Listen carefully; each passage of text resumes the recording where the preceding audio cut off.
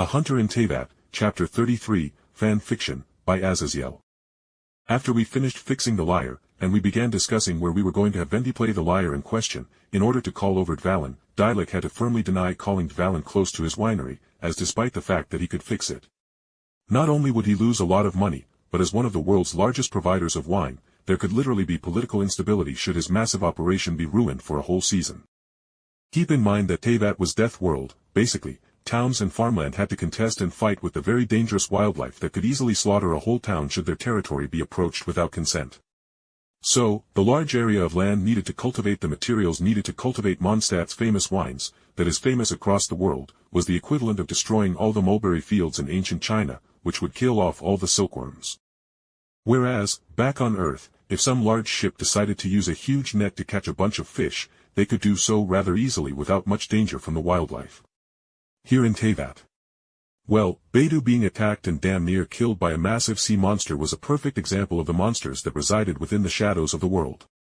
A bard's song must be sung at both a high place as well as in a place that isn't all that dry lest my voice crack. Venti cut off the discussion of where we could summon Dvalin, and I frowned for a moment as I remembered how, in canon, when they summoned Dvalin it was at the top of a very high cliff bordering the ocean on the western part of Mondstadt. Diluc hummed in thought for a moment before he confirmed my thoughts when he began mentioning Starsnatch Cliff. Does that place meet your needs, Bard? Venti swiftly agreed, smiling as he clapped his hands in excitement. Well, in that case, let's go then. We swiftly made our way across Mondstadt, and although the steep climb up the hill to the peak of Starsnatch Cliff was annoying, especially with Paimon acting as a sort of annoying vocal motivator as she would keep mentioning how she wasn't tired when she wasn't even walking at all. Once we reached the top of the cliff, I looked over and saw the ever-expansive ocean ahead of me, and almost faintly, I believed that I saw the entrance to the abyssal trial place that I never really got into. Well, we are all here. Are we ready to possibly throw down with Dvalin? I asked, seeing the knights of Favonius and Diluc were already armed and although they had their weapons stabbed into the ground beside them in the case of Eula and otherwise generally at rest, it was apparent that they expected this to go sideways. We have no idea as to the current mental state of Dvalin. In the case of him immediately being hostile, our priority is to subdue him so you too can purge the corrupted blood within him. Jean quickly explained as Venti was seemingly strumming the glowing lyre in preparation to get Dvalin's attention. All right. I, the best wandering bard of the mortal realm, shall now begin my performance with the holy lyre. Venti called out, silencing our discussions. Venti alone walked over to the edge of the cliff facing the ocean, and with a strum of the holy lyre, the endless winds buffeting the cliffside were seemingly silenced as his carefully pulled notes from the lyre carried within the new winds, he seemingly created to spread his song across the land. Within but a few moments a massive gust of wind shored off a chunk of wind as the massive form of Dvalin flew up with the winds that hugged the cliff and he straightened himself out in the air as he flew in place staring at Venti for a few moments and then his loud deep voice carried to us. You have come. What has been done cannot be undone. As Venti went on to ask why Dvalin still looked sad at how they were standing at odds now and how he obviously was still yearning for the song that once made them friends, I poked Jean and Diluc on the back and slightly pushed them forward. I saw an abyss mage, come. I hissed to them as I knew if I just walked forward to, possibly disturb, the scene of Barbados and Dvalin, possibly reconciling, and they thought I may be trying to literally stab Venti in the back for some reason. That would be a terrible way to die, having Diluc's or Jean's take my head off. As Venti's words seemed to reach and calm Dvalin, the dragon began shaking its head as though it was trying to clear the fog the corrupted blood infected it with, but just as I came up behind Venti I was right as out of nowhere, a series of a dozen powerful rays of elemental energy were shot at Venti. I got Venti.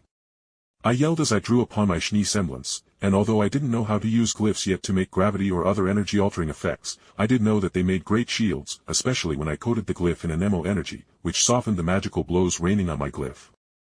Venti's lyre glowed heavily as Dvalin was seemingly being infused with Venti's Anemo energy, allowing him to temporarily clear his mind. Do not fall for his lies and trickery, great dragon. A voice hissed, and then a half-dozen abyss mages with a cryo-abyss leading them flew around Dvalin with the leading cryo-mage speaking for them all. He left you to rot. Now he attempts to deceive you once more. Then the cryo-mage began gaslighting Dvalin with some Sith nonsense. Yes. Let your wrath fester. They came here with the greatest knights of the age to slay you. Dvalin, already mentally messed up, roared as his mind seemingly came to the conclusion that the abyssal mage was telling the truth and Barbados was here to kill him. Then the other abyssal mages seemingly teleported away as the leading cryo mage flew up behind Dvalin and grabbed the crystallized evil blood spike that was jutting off the dragon's neck. Then with another roar Dvalin angrily flew away, with Venti being unable to do anything. The anemo-enhanced winds that Dvalin threw at us all into disarray as we stopped ourselves from being pushed off down the cliff we climbed up. After a moment of silence where we recollected our thoughts, everyone looked to Venti to light the way as the god of the land. Or actually, Amber wasn't having the town drunkard bard be the god she had been worshipping. "Wait, you are Barbados. I have carried your drunk ass into the drunk tank," Amber cried out, stamping her feet into the ground as her worship of the Anemo Archon visibly collapsed into pieces. "Hee hee," Venti replied awkwardly before he literally turned to Jean, ignoring the stunned expressions of Amber and Eula, and thanked Jean for still calling him Venti despite knowing his identity. "So, can we use the holy lyre again?" I asked, as this time with my assistance and Jean plus Diluc throwing some elemental attacks at the abyss mages, we managed to stop the attacks from hitting said lyre and ruining it. With Jake's timely assistance, it was saved physically.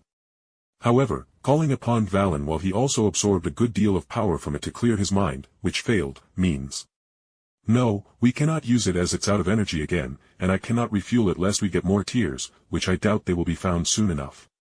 What Venti left unsaid was how it was plain to see that the Abyss Order's plans with Dvalin were obviously coming to fruition, and we needed to take a different approach. Amber, Eula, as the scout captain and leader of the Outriders, I am assigning the task of finding out where Dvalin is, as well as finding out where the Abyss mages are making their camp. Jean ordered. Diluc scoffed, muttering about the inefficacy of the Knights of Favonius, but then he finally spoke up.